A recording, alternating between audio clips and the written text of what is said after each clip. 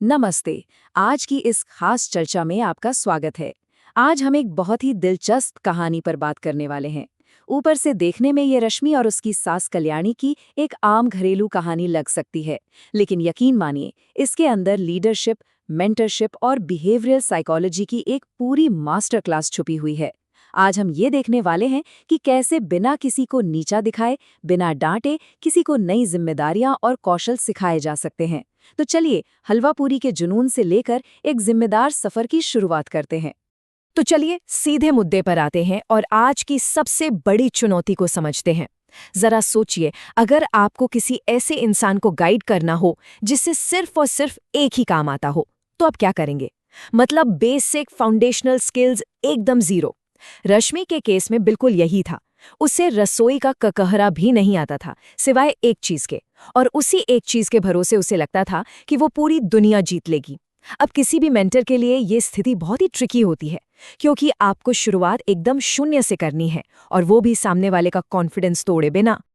अब जरा इस कंट्रास्ट को देखिए। एक तरफ है हमारी रश्मि की अपनी दुनिया, जिसका मेन्यू सिर्फ और सिर्फ भंडारे वाली हलवा पूड़ी तक सीमित है। और मजे की बात यह है कि ये उसकी कोई छोटी मोटी पसंद नहीं है, बल्कि यही उसका पूरा ब्रह्मांड है। लेकिन दूसरी तरफ क्या है? एक पारंपरिक ससुराल की रोजमर्रा की उम्मीदें, जहां थाली में रोटियां, सब्जी और खासकर आलू की सब्जी का होना तो मस्ट है। ये जो रश्मि की अपनी दुनिया और इस नई दुनिया के बीच का गैप है ना, यही हमारे आज के इस पूरे सफर का टर्निंग पॉइंट है। इस पूरी कहानी को समझने के लिए सबसे पहले हमें रश्मि के इस हलवा पूरी वाले जुनून को समझना होगा, जो कि हमारे लिए एक तरह का बेस लाइन सेट करता है। शादी से पहले की रश्मि की स्थिति को समझना बहुत जरूरी है। ऐसा नहीं था कि वो कामचोर थी या सीखना नहीं चाहती थी। सच तो ये था कि उसके दिमाग में हलवा पूरी के अलावा किसी और चीज का कोई कॉन्सेप्ट ही नहीं था। किसी को गाइड करने से पहले एक अच्छे मेंटर को उस इंसान के इस बेस लाइन को समझना पड़ता है, वो भी बिना उसे जज किए। रश्मि की दोस्त सेजल का ये डायलॉग ही देख लीजिए। वो साफ कहती है कि भंडारे की पूरी हलवे का नाम सुनकर ही तुम्हारे मुंह में पानी आ जाता है, तुम कहीं भी पहुंच सकती हो। ये कोई बहुत बड़ी कमी नहीं है, बल्कि एक बहुत ही मासूम और फनी सा फोकस है। लेकिन हाँ, यही वो भोलापन है जो आगे चलकर रसोई में एक बड़ा धमाका करने वाला है। और यहीं से शुरू होता है मेंटरशिप का असली टेस्ट। आलोचना के बजाय सुरक्षा का रास्ता चुनना। जब रश्मि शादी के बाद अपने ससुराल पहुंचती है, तो उसका सामना होता है पहली रसोई की बहुत बड़ी चुनौती से। हम सब जानते हैं कि हमारे यहाँ पहली रसोई सिर्फ खाना बनाने का नाम नहीं है। ये एक ऐसा पारंपरिक और सामाजिक अनुष्ठान है जहाँ सबकी नजरें नई दुल्हन पटी की होती हैं।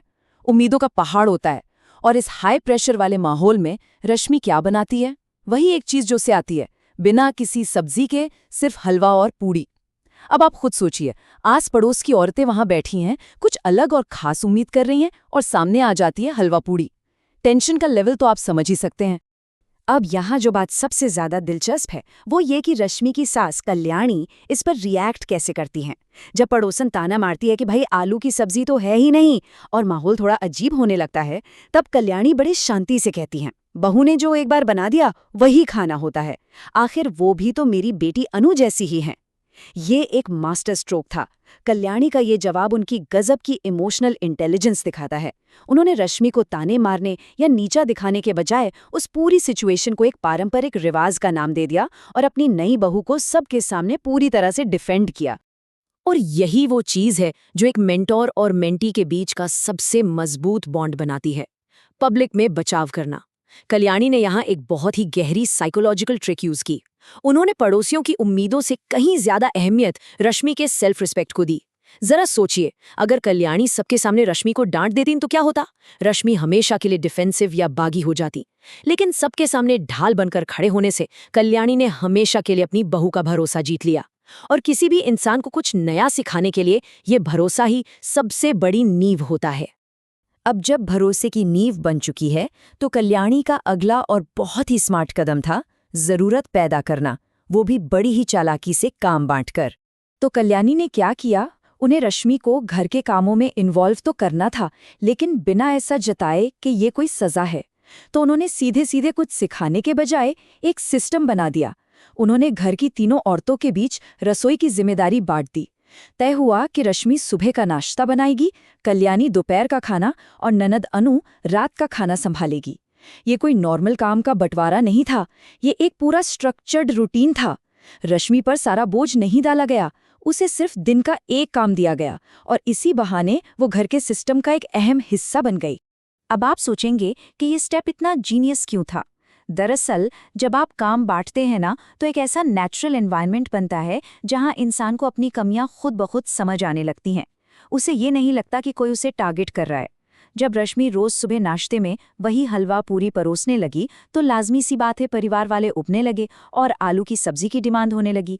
कल्याणी ने उसे डांटकर ये नहीं बताया कि तुम्हें कुछ नहीं आता, बल्कि हालात ही कुछ ऐसे बन गए कि रश्मि को खुद रियलाइज और एक्सेप्ट करना पड़ा कि उसे आलू की सब्जी बनानी नहीं आती। और याद रखिए, अपनी कमी को मानना ही कुछ नया सीखने की सबसे पहली सीढ़ी होती है। और यहीं से शुरुआत होती है हमारे आलू बूट कैंप की, यानी स्टेप बाय स्टेप टीचिंग की। चलिए आगे बढ़ते हैं और देखते हैं कि ये सब एक के बाद एक कैसे जुड़ता है। जब रश्मि आखिरकार मान लेती है कि उसे सब्जी बनानी नहीं आती, तब कल्याणी एक असली गुरु की तरह मोर्चा संभालती है। लेकिन वो सीधे कोई भारी भरकम डिश नहीं सिखाती। वो शुरुआत करती है सुबह के नाश्ते में सिर्फ 5 मिनट में बनने वाली कुकर की आलू सब्जी से, जो कि सबसे आसान है। फिर जब रश्मि का कॉन्फिडेंस थोड़ा बढ़ता है, तो दोपहर में वो थोड़ी सी ट्रिकी डिश यानी उबले आलू वाला आलू दम सिखाती हैं। और फिर रात में रश्मि और अनु दोनों को साथ लेकर आलू प्याज बनवाती हैं। ये जो धीरे धीरे लेवल बढ़ाना है ना, इसी ने रश्मि के अंदर बैठे रसोई के डर को हमेशा के लिए खत्म कर दिया। और इस पूरी प्रोसेस की सबसे खूबसूरत बात पता है क्या थी? इसका एकदम लाइट और मज़ेदार माहौल। रश्मि खुद मजाक करते हुए कहती है, बेचारा आलू तो बेकार में ही हलवा और पूरी के बीच फंस गया। ये छोटी सी बात दिखाती है कि कल्याणी ने रसोई को कोई बोरिंग क्लासरूम या जंग का मैदान नहीं बनाया, जहां हर गलती पर डांट पड़े, बल्कि उन्होंने इसे एक ऐसी जगह बना दिया जहां सब साथ मिलकर मजाक कर रहे हैं, हंस रहे हैं और बिना डरे गलतियां करके सीख रहे हैं। सच मानिए, एक अच्छा मेंटर सीखने के पूरे सफर को ही मजेदार बना देता है। और इस मजेदार सफर का नतीजा क्या हुआ? आलू को अपनाना, एक बहुत ही खूबसूरत बदलाव। रश्मि, जो शुरू में आलू से कोसों दूर भागती थी और उससे अपने हलवा पूरी का सबसे बड़ा दुश्मन मानती थी, अब धीरे धीरे आलू को पसंद करने लगी थी। यहाँ एक बहुत बड़ा लेसन है हमारे लिए, कैसे थोड़ा सा धैर्य और साथ मिलकर काम करने से किसी की भी हिचकिचाहट परफेक्शन में बदल सकती है। कल्याणी सिर्फ दूर खड़ी होकर ऑर्डर देने वाली सांस नहीं थी, वो रश्मि और अनु के साथ रसोई में खड़ी रहीं, साथ मिलकर काम किया।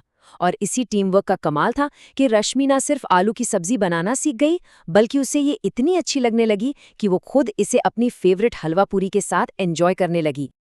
तो यहाँ सबसे अहम बात यह है कि हम कल्याणी की इस मास्टर क्लास से क्या सीख सकते हैं। इसे 4 आसान पॉइंट्स में समझते हैं। पहला, सीखने वाले को हमेशा पब्लिक में डिफेंड करें। दूसरा, काम का ऐसा माहौल बनाएं जहां जिम्मेदारियां बांटी गई हों ताकि कमियां खुद सामने आएं। तीसरा, सब कुछ एक साथ थोपने के बजाय छोटे छोटे और आसान स्टेप्स में सिखाएं। और चौथा, सिर्फ दूर से ऑर्डर ना दें, उनके साथ कंधे से कंधा मिलाकर काम करें। यकीन मानिए, यही एक परफेक्ट मेंटरशिप का असली सीक्रेट है।